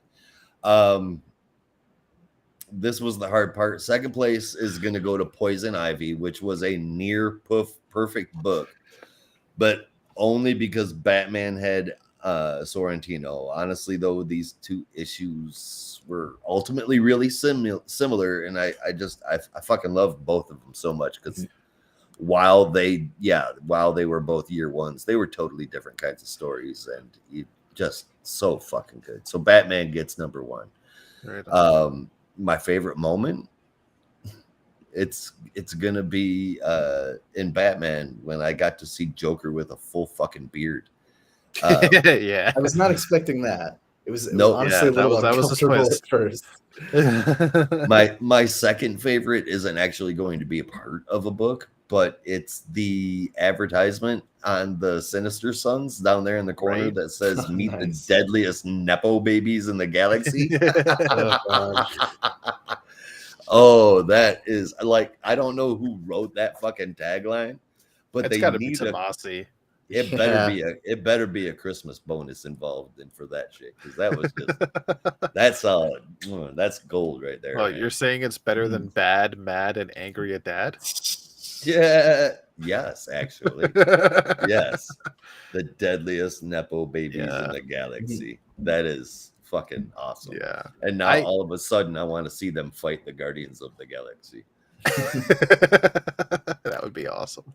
I know that series is not on anyone's most wanted list of the year, but I am so stoked for that book. I might be the only one in the world. We'll have to see. I am a Tomasi fan through and through. I really enjoy his work. I like La Fuente. So far, the lead ups into it. What's his name? Korg or Sin-Sun, if you prefer. Yeah. I think I like Korg. I am not sold in any way, shape, or form on Lorzod or whatever. Lorzod, yeah. We'll see. Well, we're gonna have to see. I'm sure Tomasi can do something for me. Yeah, we haven't seen Tomasi write Lorzod yet, I think. No, I don't think so. Unless he did it in Action Comics, I could be mistaken. But, or Superman, I can't remember. So, somewhere along that line. But yeah, like this is going to be a very different Lorzod than we've seen, I imagine, especially paired up with Sin-Sun. Fingers crossed, man. Yeah. But like when you think of Tomasi's two best books off the top of your head, you think of Super Sons and Green Lantern Corps, right? Or is that just no? I think of Super Sons. I think of Batman and Robin and Superman. You simpleton. Actually, ooh, going the name calling now. Well, yes, actually, okay, I don't see Tomasi Superman with an omnibus. Okay, actually, it does. Maybe if you looked on Amazon.com, you might see one. Tomasi Superman has an omnibus. It does. It's the Superman by Peter J. Tomasi, and Pat Gleason omnibus. Shit, I'm pretty sure his Batman and Robin has one too, doesn't it? You should study your facts a little bit more. Push-up classes. Like Claire. Don't mess with me, bitch. You're not on my level. How dare I mess with the librarian? Oh, no, Tomasi's Green Lantern Corps is also excellent. I'm not even gonna rank them, put them in competition. I'm just being an uber nerd. I think my favorite Tomasi is when he writes Detective. Interesting. Like Detective Comics? I did enjoy that run too, but it's not top Tomasi for me, but I did really enjoy it. It had its arcs, but I don't know. I think it fell off towards the end. But I think that was just because did with Francis Manipul. Joker's daughter was in it. There was a. That's the one where he had like the team, wasn't it? Harvey was leading Clayface, and that's part of the super heavy shit. I mean, it's not the super heavy. It's like super heavy adjacent, I think. Yeah, it was good. I enjoyed that. It was part of Rebirth. I'm pretty sure. I enjoyed the hell out of it. I think it was post super heavy, wasn't it? Because Francis Manapul? It started with the renumber. Francis Manapul. Hold on. I'm not sure which book you're talking about. Detective Comics 41 through 47. Yeah, that's the. I think that's part of. That's like super heavy adjacent stuff. Yeah, that is super heavy adjacent. Yeah, that's. And it was good. Okay, then who he said, who did the stuff at, like post Rebirth when it went back to original numbering? James Tynion. That's it. That run is trash. Still one of my favorites. It's trash. Trash. No, that run is great. What the hell? Was good. Yeah, that's the whole oh my god. That's the one I was talking about this whole time. Yeah, no, that's the whole Knights of Gotham thing. Yeah. Or Gotham Knights. Yeah. And then oh Jesus Christ. Don't even get me started. It was like a domino train of dog shit. And I don't know what we have to do a deep dive on Tiny and Detective Comics to figure out what the fuck it is you hate about it. Because that run was great. Yeah, that was like that, and Hal and Pals were consistently the top rated Rebirth books.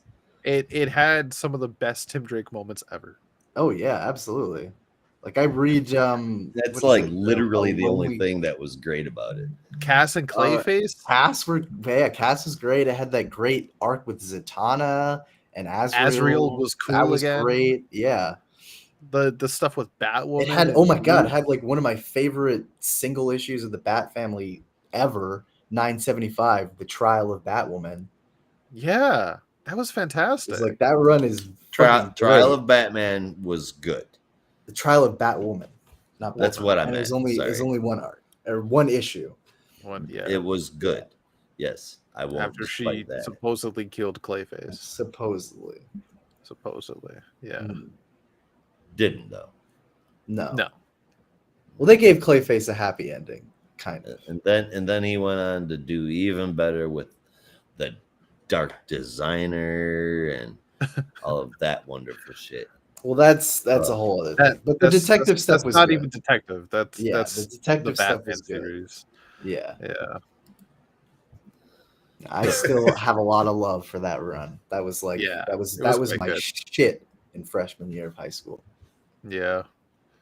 I mean, it wasn't my shit in freshman year of high school. It was my shit post high school, but still. Yeah. Well, yeah. I was 20. Shit freshman year of high school would have been what, like the Infinite Crisis era?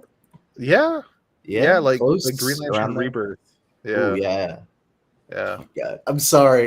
I hope make you feel irritated. I was trying to put a timeline on it. Help Josh feel even older. Oh God.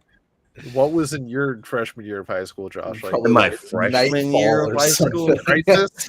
Nightfall. Because you're 1978, right? 1979. Okay, yeah.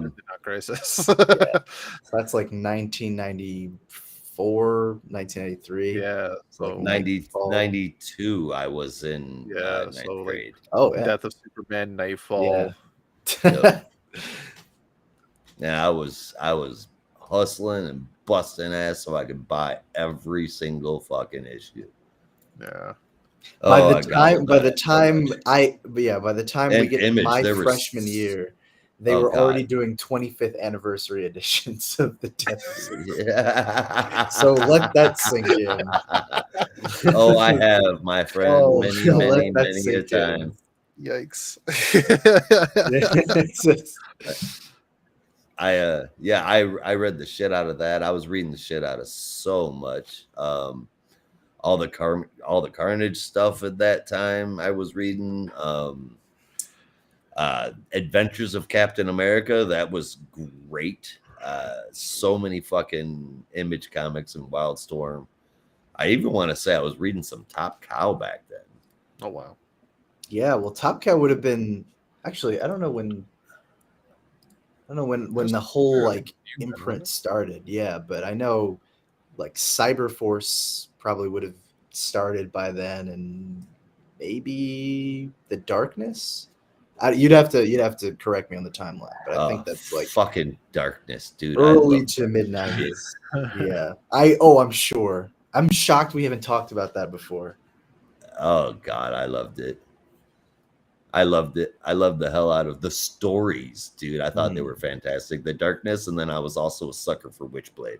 Well, I figured with like the design and the costumes and the whole tone and everything, that's like right up your alley. It's like, and completely fucking mind blowing at the time. Yeah.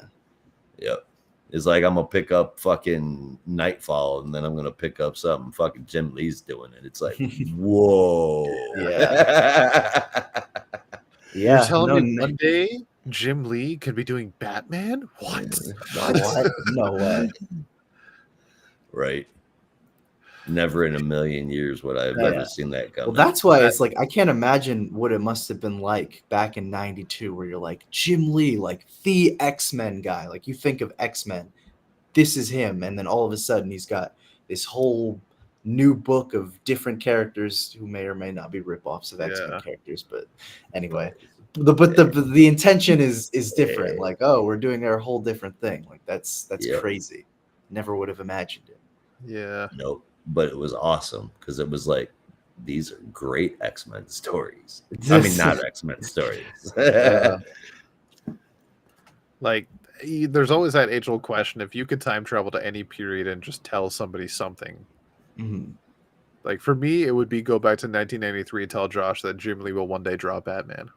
I would not believe you. Yeah, exactly. And you have to bring a copy of Hush, and you'd be like, "This isn't real. This is fake." You're like, "Fuck you, no way."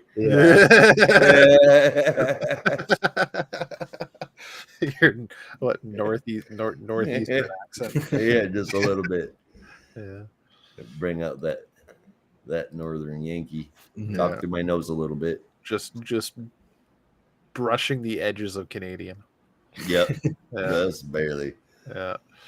All right. So top threes though. Which Brandon and I haven't done it yet. Okay. Brandon.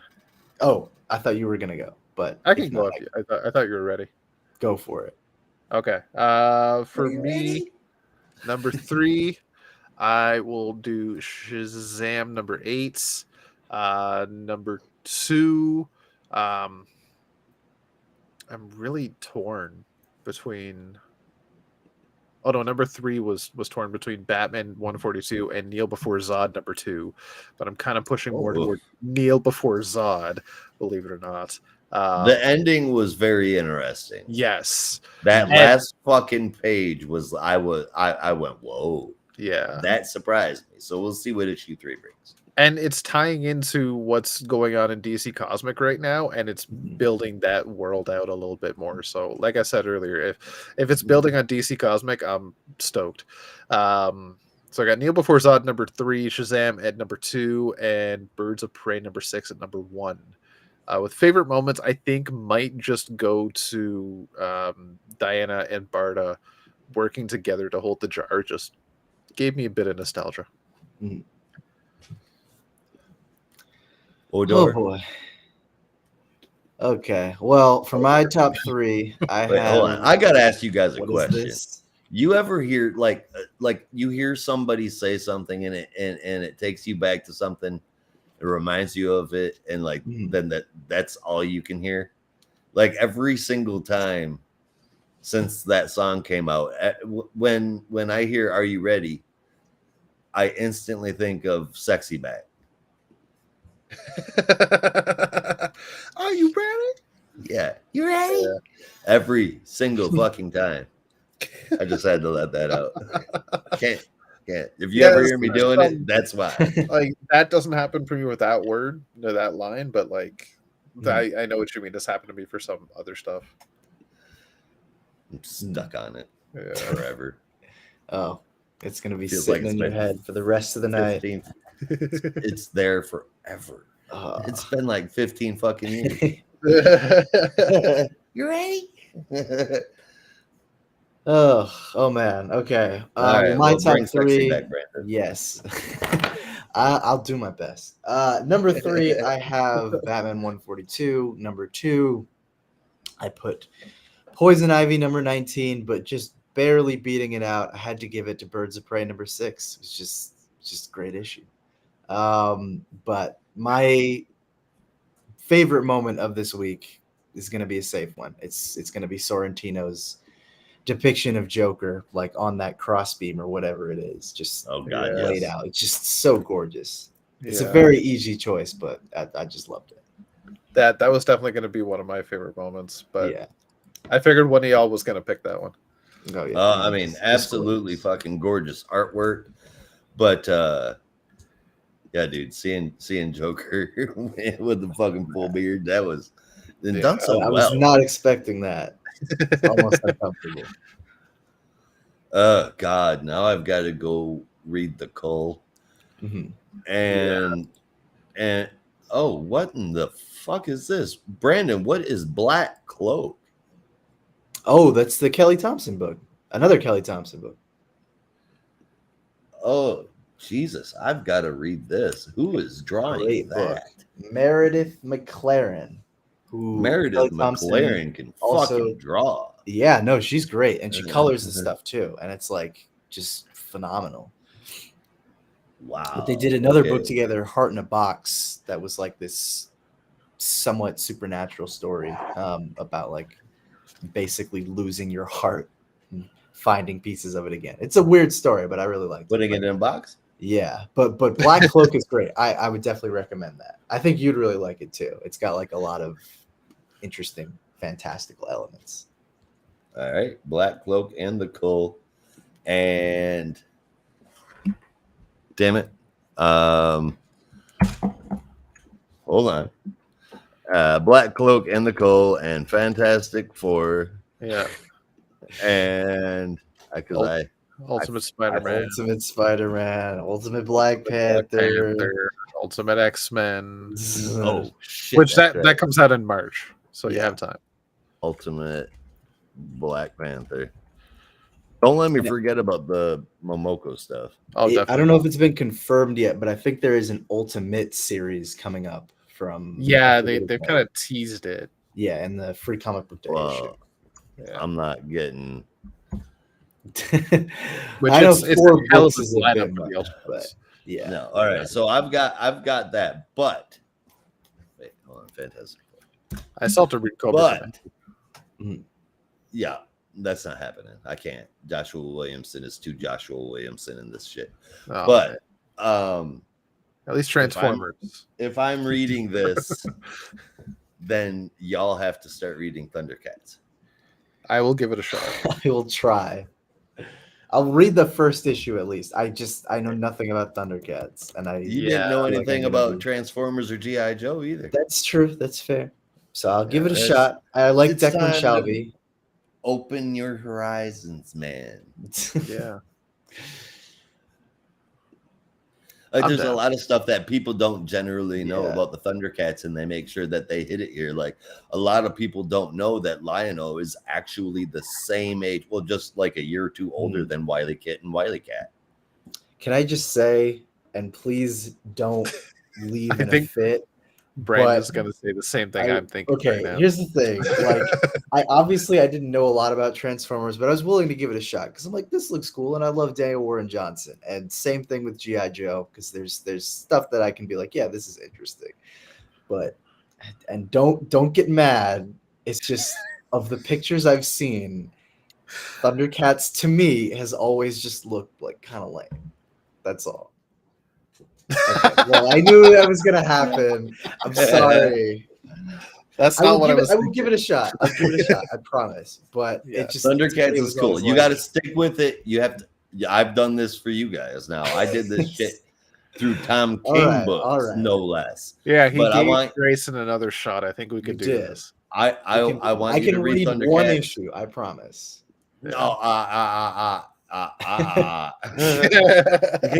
He's like, no, I'm not letting you off without any less than 6 issues. I want to say 5, but I'm gonna say 3. All right, give it 3 issues. I can give you 3 issues. Thundercats ho, motherfuckers. I will say the main cover does look very cool. They look less lame than in other depictions I've seen. They're never lame. And Rob, you're doing it too. Yes. I will definitely, yeah. Like I'm reading enough 90s and 80s kids TV show comics right now that I can add one more. Thundercats it is, baby. Yeah. Thundercats was never my jam either, but neither was G.I. Joe, and I'm really enjoying it. Yeah. Thundercats is awesome, and all y'all are wrong. Anybody that thinks Thundercats sucks is wrong. I'm just putting that out there. I have a question, the cartoon for me when I was a kid. It was look, I'm a child of when that shit went off the air, bro. That was not my time. If this was like a reboot of Ben 10 or something, I would be all over it.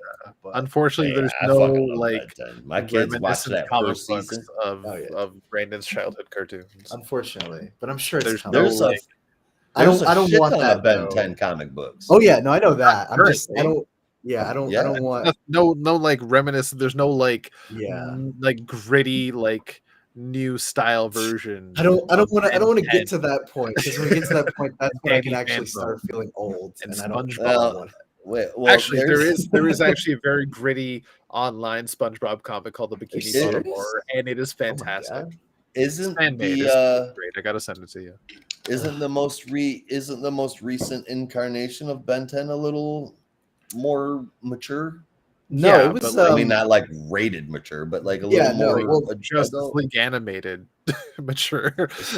Yeah. I think you're thinking of like the Alien Force Ultimate Alien era, where he's a teenager now, and the stories are a little bit more mature. But it's like Rob said, it's like Justice League Unlimited mature. It has slightly more violent depictions of fights, but nothing crazy. You still gotta sell the toys. Yeah, still gotta. Kids still have to be able to watch this with their parents. Yeah. It's shows like that though that really like leave a mark on a child and make you go, damn, that was some deep shit. I need you guys to like this comic book.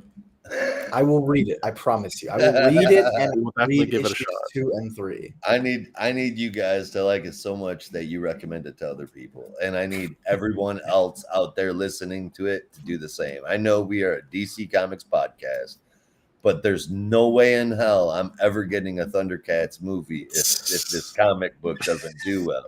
Josh is like, I'm not leaving until you guys are Thundercats radicalized. Otherwise, I'm out. I'm done. Yeah. I was like, I am convinced that I was able to make it through my heart issues the other night just so I could read Thundercats.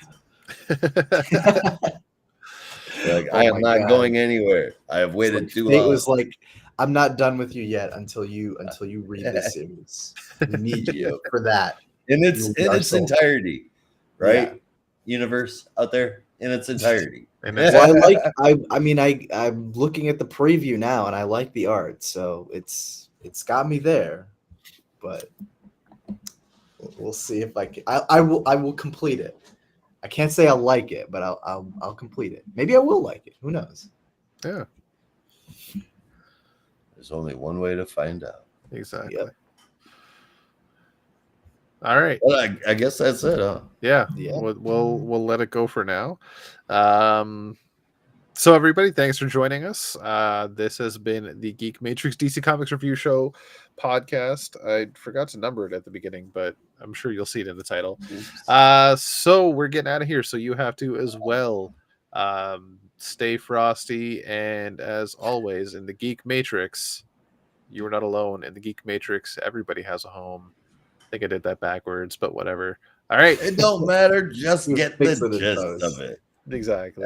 We don't hate on anybody but people who hate.